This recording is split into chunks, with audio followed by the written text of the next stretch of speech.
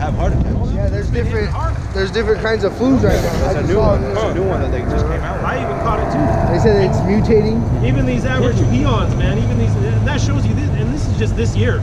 What about in 10 years? You know what I'm saying? They said 40 people already died from that food. Yeah. Yeah.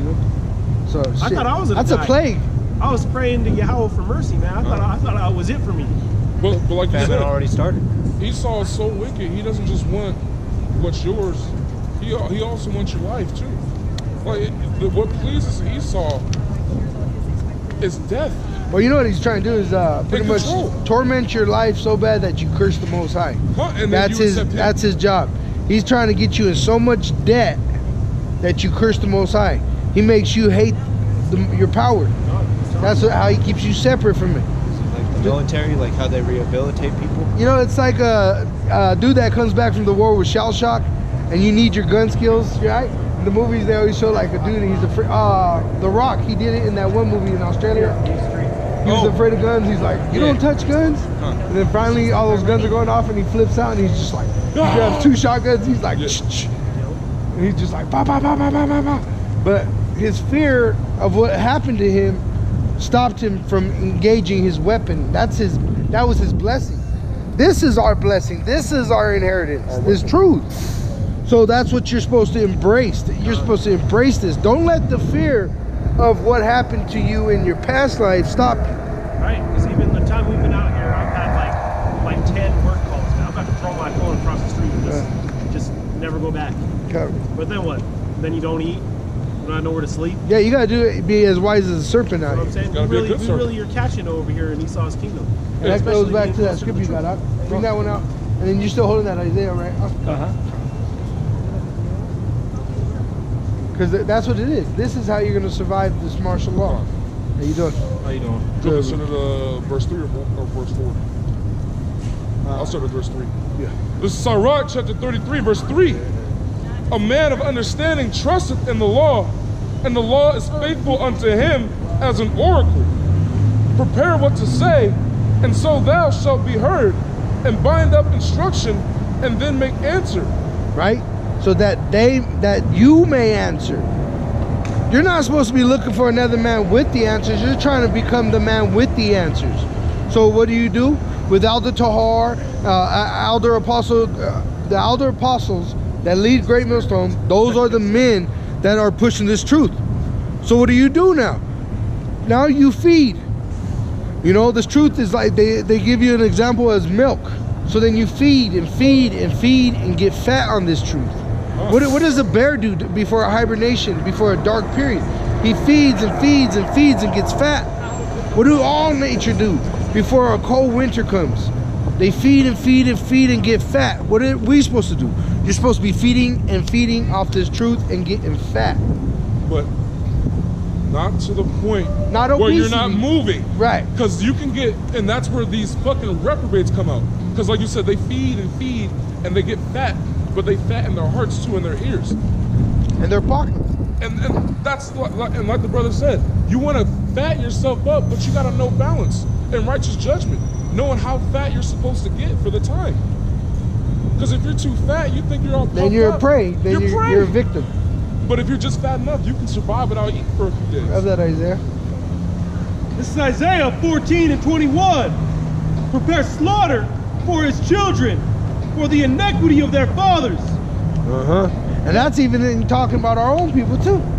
Because the iniquity of our forefathers, there was Israelites that said, put his blood on my children. You are of your father the devil. You know, the Pharisees, they said put his life on the children of of the Pharisees' children.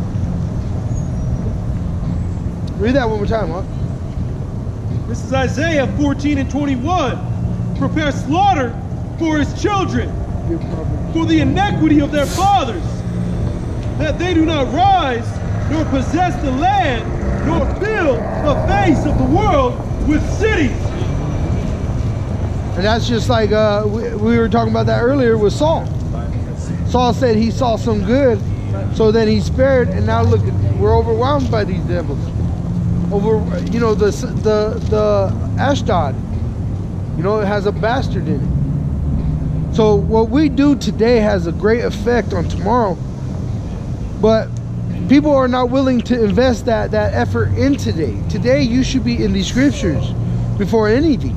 If you're at work and you're able to hear something, listen to the scripture, listen to the elders, because right now we're going into a great tribulation that has never been seen or will ever be seen after this. This time there's going to be the RFID chip. You're going to have martial law.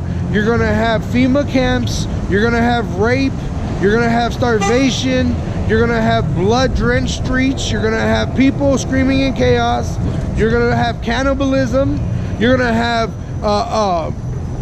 sadism. What is it? Sadism? Hedonism? Right. There's going to be all kinds of isms. It's just going to be darkness.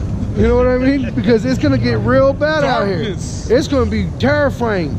Hey, if I may, can I get a second read now? Go ahead, huh? This is Isaiah 55 and 8. Actually, let me get started 7. Let the wicked forsake his way, and the unrighteous man his thoughts, and let him return unto Yahweh, and he will have mercy upon him. See, and that's a commandment.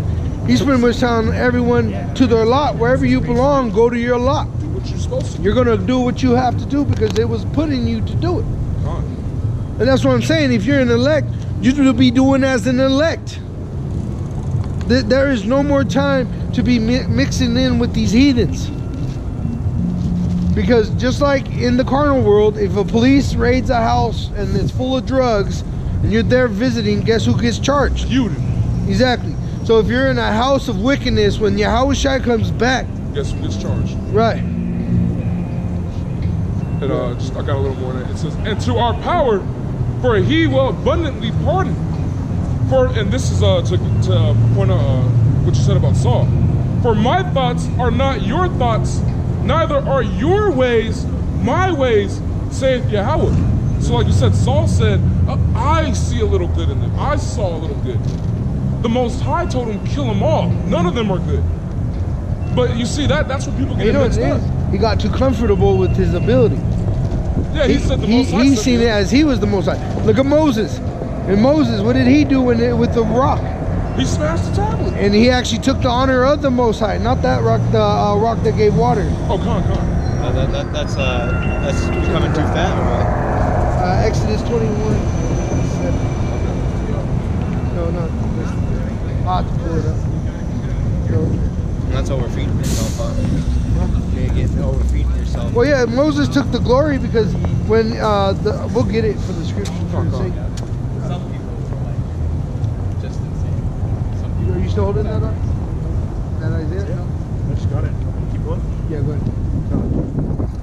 This is Isaiah 14 and 22. For I will rise up against them, saith Yahweh of hosts, and cut off from Babylon the knave, and remnant, and son, and nephew, saith Yahweh. Right? And that's what I'm saying is, you know what? You're not just doing this for yourself, really. You're not out here, you're not pushing this truth. You're not digging deep down in here because of yourself. You're doing it for your own people. Why do you think Noah was moved to build the ark?